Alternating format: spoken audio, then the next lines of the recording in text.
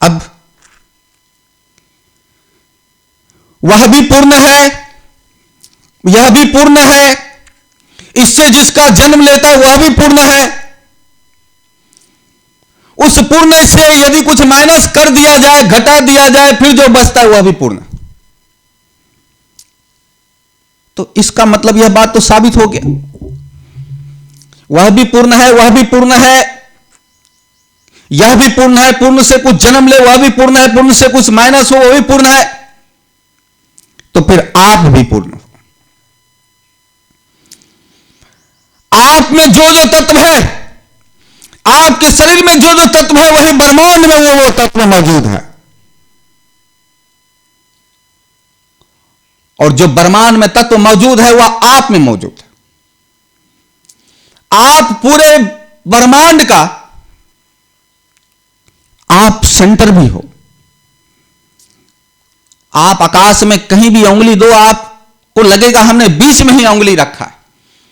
ठीक उसी प्रकार से आप यदि अपने आप पर हाथ रख दो तो आप ब्रह्मांड के केंद्र बिंदु भी हो। जब वह परमात्मा पूर्ण है और यह जगत पूर्ण है, तो फिर आप भी पूर्ण हो। वह पूर्ण है तो सब जगह है, और जो सब जगह है वह आप में भी है, और जो आप में है वही फिर सर्व जगह है। फिर आकाश की तरफ उस सत्य को कैसे ढूंढ सकते? जब वो सर्वज्ञ है, वो परिपूर्ण है, तो फिर इधर उधर ढूंढने के बजाय आपको अपने में ही ढूंढना पड़ेगा। इसलिए जो तत्व आप में हो ब्रह्मांड में है, जो ब्रह्मांड में है वो आप में है। आप ब्रह्मांड में ढूंढने के बजाय आप अपने में ढूंढो, वो ब्रह्मांड का तत्व आपको मिल जाएगा। आप उसको इधर उधर ढूंढने के बजाय आप अपने में ढूंढो, वह भी आपको मिल जाएगा। तो जब सब जगह पूर्ण है तो आप पूर्ण हो। तो आप वो जो कहता है पूर्णमदः, वह पूर्ण है, पूर्णमिदम्, तो फिर अब आप पर लागू हो जाता है यह पूर्णमिदम्, यह भी पूर्ण है। जब यह भी पूर्ण है तो फिर इसकी भली भांति अध्ययन करो, भली भांति स्टडी करो, भली भांति साधना करो। और जब भली भांति साधना करोगे, वह ओम, वह तत्, वह सत जो पूर्ण है, जिससे जगत है, वह आपको यही मिलेगा। अब दूसरी तरफ शून्य को देखते, कहते हैं पूर्ण में शून्य को लाया गया। पहले पूर्ण चल रहा था कि सब कुछ पूर्ण है। 2500 वर्ष पहले बुद्ध से आरंभ हुआ शून्य का। सनातन के ऋषि ज्ञानी जन पूर्ण की बात करते थे, ताकि उस पूर्ण को आप जान पाओ। उस पूर्ण को साधना के द्वारा आप तटस्थ होकर साक्षित्व को प्राप्त करके उस पूर्ण में आप भी पूर्ण हो जाओ। लेकिन पिछले 2500 वर्ष से पूर्ण की नहीं, एक नया शब्द आया सनातन धर्म के बीच में, भारत भूमि में लोगों के जन समुदाय के बीच में नया शब्द आया, उसे कहा गया शून्य। पूर्ण की बात को रोको और पुण्य की बात को ठहरने दो थोड़ा। शून्य करो, वह शून्य है। वह कौन है? शून्य है। वह कहां रहता है? शून्य है। तो थोड़ा शून्य को देखते। शून्य क्या है? ओम पूर्णमदः पूर्णमिदं पूर्णात् पूर्णमुदच्यते, वह पूर्ण है। पूर्ण से जो जन्म लेता है वह पूर्ण है। जो पूर्ण से माइनस करने के बाद जो शेष बचता है, पूर्णमेवावशिष्यते, जो शेष बचता है वह भी पूर्ण है। नहीं, शून्य है। शून्य को देखो कहां से। हर चीज का कुछ ना कुछ शून्य तो होता ही है। एक सेंटर पॉइंट जहां से उद्गम हुआ, जहां से आरंभ हुआ, उस सेंटर पॉइंट को क्या कहोगे? शून्य। एक शून्य से यदि एक बीच में शून्य को रखा जाए, बीच में, और उससे शून्य से आगे यदि कुछ कहा जाए, यानी कि फ्यूचर आगे, तो plus plus plus plus plus plus plus बढ़ता चला जाए। लेकिन जब शून्य के आगे है तो शून्य के पीछे भी तो होगा, यानी पास्ट, फिर minus minus minus minus minus आएगा। यानी समझने के लिए शून्य को बीच में रखोगे तो एक आगे की तरफ प्लस प्लस, एक पीछे की तरफ माइनस माइनस। यदि भूत, भविष्य और वर्तमान को देखना चाहोगे तो फिर वर्तमान शून्य हुआ। अब या तो आप पीछे सोच सकते हो, विस्तार हो गया पीछे, तो थोड़ा विचार करो। जब आप कभी पीछे विचार करना आरंभ करते तो फिर धीरे धीरे पीछे से विचार करके फिर रिटर्न आते, फिर शून्य से आपको क्रॉस करना पड़ता है, यानी फिर शून्य से क्रॉस करके फिर फ्यूचर की तरफ जाते हो। आप 2 साल पहले क्या थे, 5 साल पहले क्या थे, 10 साल पहले क्या थे, इस शून्य से माइनस में गए। फिर आप 2 दिन के बाद क्या करोगे, 4 दिन के बाद क्या करोगे, 8 दिन के बाद क्या करोगे, 10 साल के बाद क्या होगा। आप अपने बच्चे का भविष्य के विषय में क्या सोचते हो, शून्य से प्लस हो गए। यानी आप शून्य पर स्थित नहीं हो रहे, आप वर्तमान में हो तो सही पर वर्तमान में नहीं हो। आप अपने विचारों को देखो, या तो ये अतीत की सोचता है या तो भविष्य की सोचता है। आप विश्लेषण करो, आप जो भी सोचते हो या तो अतीत का सोचते हो या तो फिर भविष्य का सोचते हो। आप जो भी कार्य करने के लिए जाते हो या तो भविष्य के लिए करते हो, या तो अतीत के किए हुए को कहते हो। आप किसी को कुछ कहने के लिए भी जाओ तो पहले जो किए हो वो कहते, आगे जो करने वाले वो कहोगे। प्रेजेंट में तत्क्षण अभी नहीं कह सकते, तो जो अभी नहीं कहा जा सकता वो शून्य। अभी को कहा नहीं जा सकता, जस्ट अभी नहीं कहा जा सकता। तो जब आप सोचते हो पहले का, तो या तो आप अतीत का सोचते हो या तो फिर भविष्य का सोचते हो। पर एक कंडीशन ऐसा होगा ना कि जहां शून्य होगा। आप भविष्य का सोचना बंद कर दो तो अतीत का सोचना आरंभ होगा, तो आप भविष्य का भी बंद करो और अतीत का भी बंद करो तो आप देखो शून्य पर हो, आप वहां सोच नहीं सकते। इसका मतलब विचारों का शून्य। आप जो सोच रहे हो उसका अंत, द एंड भी शून्यता पर है। आप ऐसा तो नहीं कह सकते कुछ नहीं, आरंभ वहां है, अंत वहां है, वहां से पीछे है, वहां से आगे है। तो वहां से पीछे भी वहां से आगे है, लेकिन जहां से पीछे और आगे को दोनों को हटा दो फिर जो पॉइंट बचता है शून्य।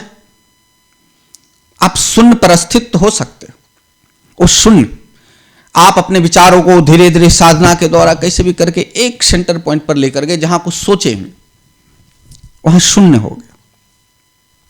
पीछे का भी ना सोचे, आगे का भी ना सोचे, चुप साइलेंट हो गए। और उस क्षण को आप कह नहीं सकते। इसलिए बुद्ध से कोई पूछता था उस परमात्मा के विषय में क्या कहते हो, तो बुद्ध से जब भी परमात्मा के विषय में पूछा गया बुद्ध चुप हो जाते थे।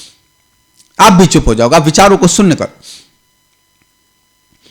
फिर आप देखो, आपके पंच इंद्रियां हैं, ये आंखें देख रही है। आपने कभी गौर किया, ये आंखें आपके सामने पेड़ पौधा रखा है तो सिर्फ आंखें वहीं तक नहीं देखता। आपके सामने पेड़ पौधा है तब भी आप पेड़ पौधे को देखते हुए भी कुछ और देखने लग जाते। और कभी कभी देखते देखते कुछ और जो पहले का देखा हुआ आप वो देखने लग जाते। सामने कोई व्यक्ति हो, दीवार हो, पेड़ पौधा हो, आप बस में बैठे हो, आंखें खुली है, आंखों के सामने जो भी दृश्य आप उसको ना देखकर या तो पहले का देख रहे होते हो या तो आगे का देख रहे हो। आपका पंच ज्ञान इंद्रिया में आंख एक ज्ञान इंद्रिया है, आप आंखें को भी शून्य कर सकते हो। और जब जैसे आप शून्य करोगे तो ना आप पहले का देखोगे ना बाद का देखोगे। आंखों में भी वही, या तो आप भविष्य देखते हो किसी वस्तु में से या तो फिर आप अतीत देखते हो किसी वस्तु में से। जैसे किसी गए दिल्ली के लाल किला में तो अतीत को ढूंढने लग जाते, ताजमहल को देखे तो अतीत को ढूंढने लग जाते। किसी मंदिर में गए और जिस देवी देवता का वहां मूर्ति है आप सीधा अतीत में चले जाते हो कि हाँ भोलेनाथ ऐसे करते होंगे, लेकिन वहां उसका भी तो है कि जब आप अतीत देख रहे हो और भविष्य देख रहे हो, अतीत माइनस भविष्य प्लस, आप प्लस को और कम करते चले जाओ, थोड़ा कम थोड़ा कम थोड़ा कम, तो देखोगे जीरो पे आ गए। उधर अतीत से माइनस करते करते आओ तो फिर जीरो पे आ गए, यानी जीरो। जीरो का मतलब यह नहीं कि अब आंखें ही नहीं, आपका देखना ही बंद, आप देख रहे पर उस दृश्य को आप कह नहीं सकते, क्योंकि जिसे आप देख रहे अब वो कहने में नहीं आया, क्योंकि कहने में जाओगे तो या तो अतीत का कहोगे या तो भविष्य का कहोगे, वर्तमान का शून्य का नहीं कह सकते। शून्य का कहने का कोई उपाय नहीं है। जब कान आपका सुनता है तो या तो आप अतीत का सुनते हो या तो फिर भविष्य का सुनते हो। जब सुन रहे उसका आरंभ कहीं तो होगा, कहीं तो उसका माइनस में माइनस होते होते होते जीरो पे आएगा, प्लस में से और कम करते करते जीरो पे आ जाएगा। तो आप अपना श्रम इंद्रिया को शून्य कर सकते हो, आप अपने ज्ञान इंद्रिया की आंखों को शून्य कर सकते हो। कभी नाक में कोई सुगंध आता है, उस सुगंध कहीं से तो उठा होगा, और जहां से उठा होगा तो आप देखो माइनस करते करते आप शून्य पर चले जाओ, प्लस करते करते विस्तार करते चले जाओगे, लेकिन एक पॉइंट तो होगा जहां जीरो होगा। जहां कभी कभी आप लोग मोबाइल में या कहीं कुछ एडिटिंग करते हो या साउंड कहीं बढ़ाना होता है घटाना होता है, तो वहां पे देखो जीरो है, आगे कुछ करना होता है ऐड करना होता है प्लस प्लस, यानी शून्य के बाद 2 4 5 फोटो एडिटिंग आदि करते हैं, फिर माइनस में कलर आदि कम करना होता है माइनस में, लेकिन एक पॉइंट होता है जहां पे जीरो होता है, जीरो पे आप आके स्थिर कर सकते। तो ठीक उसी प्रकार से आपके कान का विषय शब्द का भी कोई जीरो होगा, कहीं से बोला जा रहा है उसका भी तो सेंटर पॉइंट होगा, उसका भी तो जीरो होगा। उस जीरो पे शब्द को जीरो पे रखे, दृश्य को जीरो पे रखे, सुगंध को जीरो पे रखे यानी शून्य पर रखे। तो जैसे ही सुगंध को शून्य पर रखोगे आप सुगंध मुक्त हो, जैसे ही दृष्टि को आप शून्य पर रखोगे आप दर्शन मुक्त हो, जैसे ही श्रवण को शब्द को शून्य पर रखोगे तो आप कान रहते हुए आप सुन नहीं सकते हो। आप जिस चीज को शून्य पर रखोगे वहां पे ठहराव आ जाएगा, उसके विषय में आप कह नहीं सकते हो। तो ठीक उसी प्रकार से संसार ये जो उत्पन्न हुआ कहीं से, तो उसका कोई शून्य पॉइंट तो होगा, उसके पीछे क्या था उस पर नहीं जाना, उसके आगे जो अभी देख रहे हो आगे क्या, इसका भी तो शून्य है।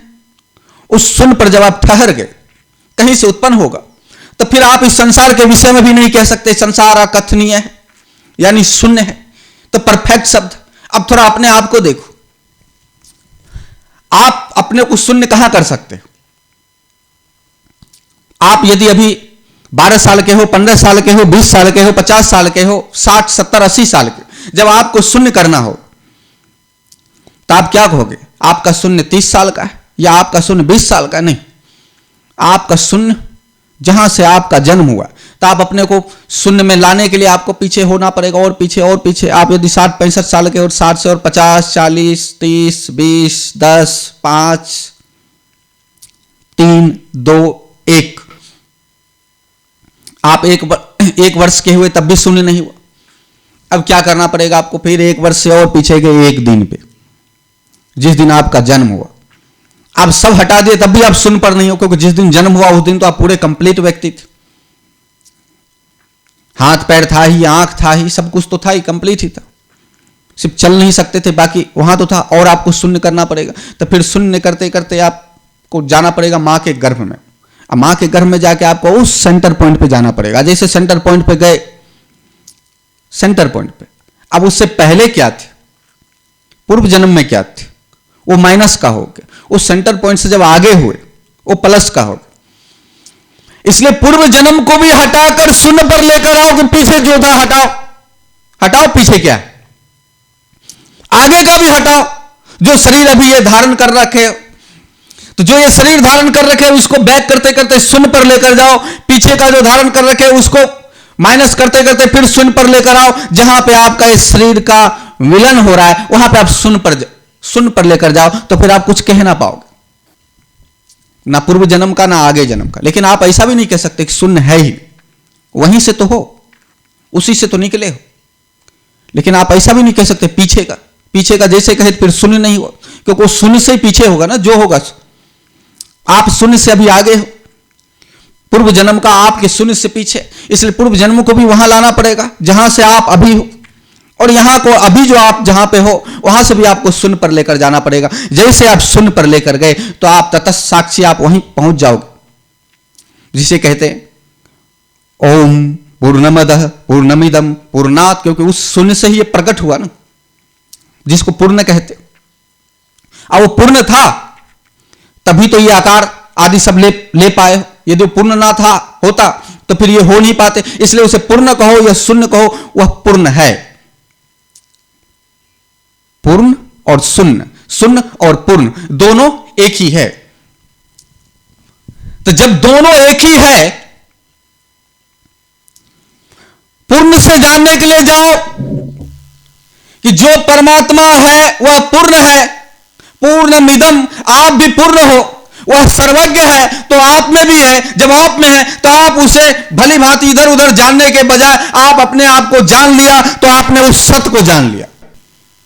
यदि शून्य कहते हो तो व्यर्थ का इधर उधर भविष्य और अतीत के विषय में विश्लेषण करने के बजाय वह परमात्मा आकाश में होगा, यहां होगा, वहां होगा, उसके बदली आप अपने को शून्य कर लो, आप अपने को जीरो पर लेकर जाओ, आप अपने को माइनस करते जाओ। विचारों से जीरो करो, इंद्रियों से जीरो करो, शरीर से जीरो करो, अतीत और भविष्य से जीरो करो, तो आप वहां पर स्थित हो जाओगे। जो बुद्ध कहना चाहता है, जो नाम नहीं लेना चाहता, पूर्ण से भी वही, शून्य से भी वही।